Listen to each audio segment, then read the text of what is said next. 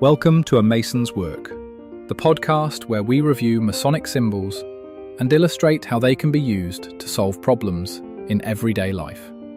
With your host, Brian Mattox, a proud member of the Craftsman Online Media Network. So far, we've been talking about opening up and learning how to take the mask off that we put on our own behavior and to say the slightly more true thing, the slightly truer thing, and what that tends to cost and what happens when you get the responses that inevitably you're going to get. I want to talk about a couple more things here that are really important. First, what does it feel like when this starts to happen? And second is ironically a bit of a caution. When the people around you start to learn from your example and understand that it's okay to be open, you're going to elevate a relationship from this casual mask meeting mask to person meeting person. And as this happens through these small repeated opportunities, you begin to build a relationship that develops trust.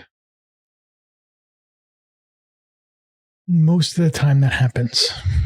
I have to say most of the time because some folks are dealing with their own stuff.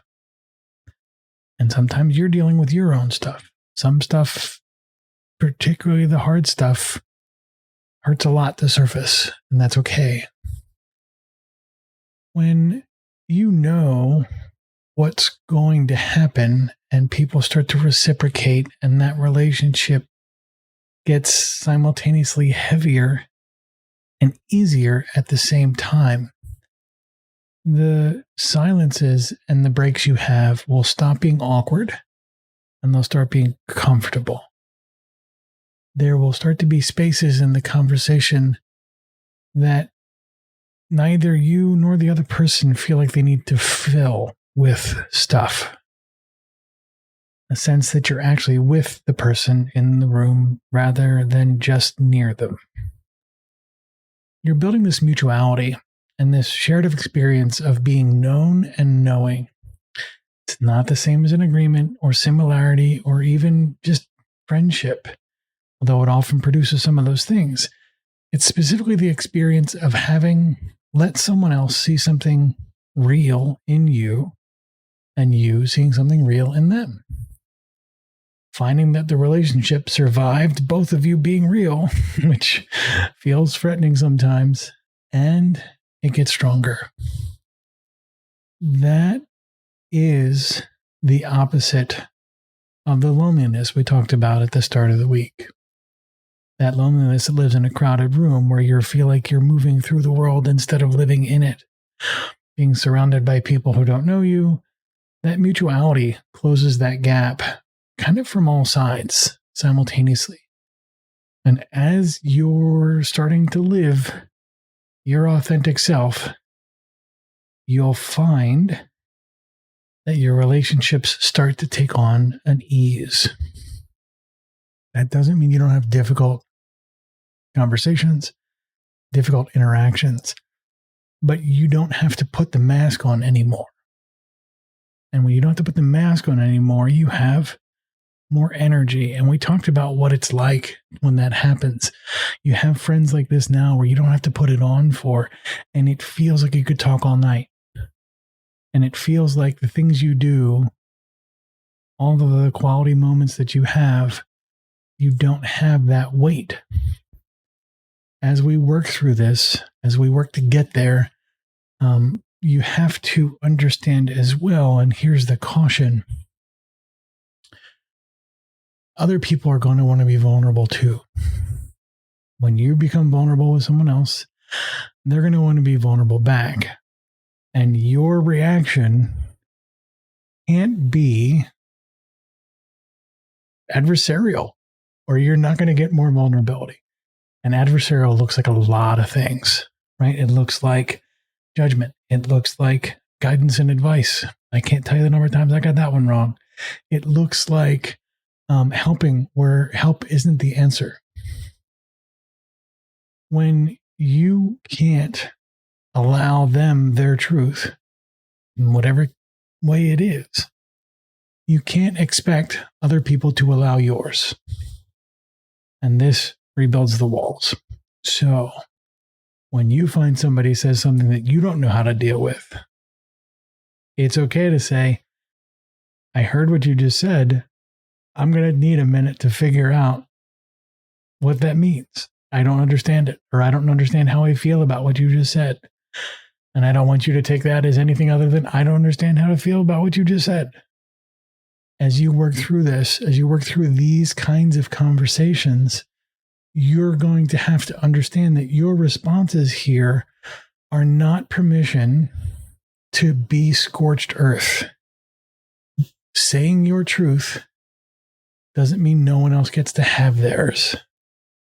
And someone else saying their truth doesn't mean you have to take that and jam it right into your heart.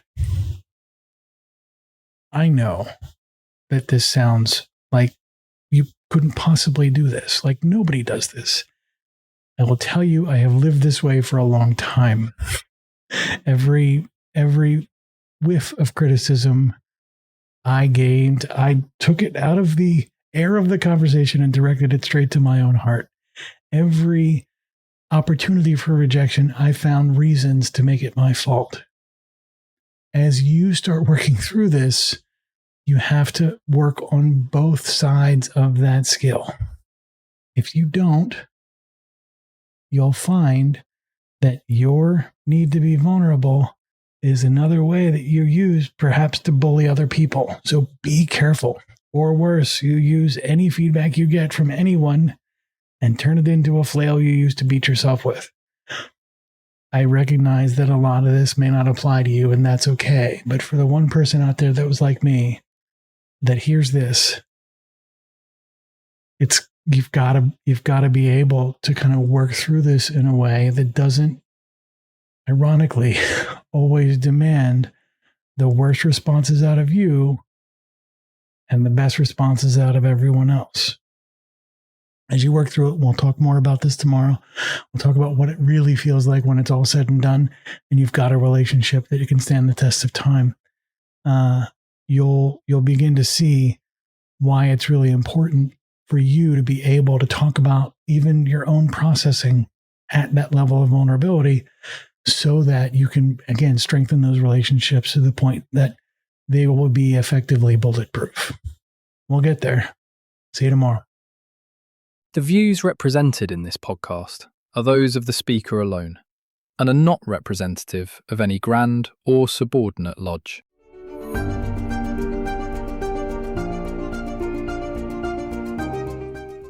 Hi, Brian here. I wanted to thank you so much for listening to this episode.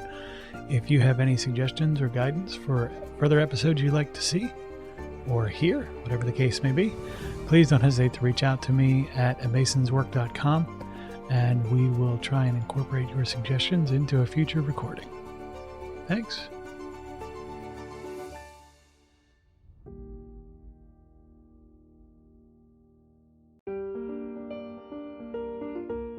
Freemasonry teaches us that the true work is within, a lifelong journey of reflection, discipline, and discovery. At A Mason's Work, we help Masons bring out their best selves through meaningful self-inquiry and symbolic practice. From personal reflection to lodge engagement, we offer tools that turn symbols into action. Visit us at amasonswork.com. The work is within. The time is now.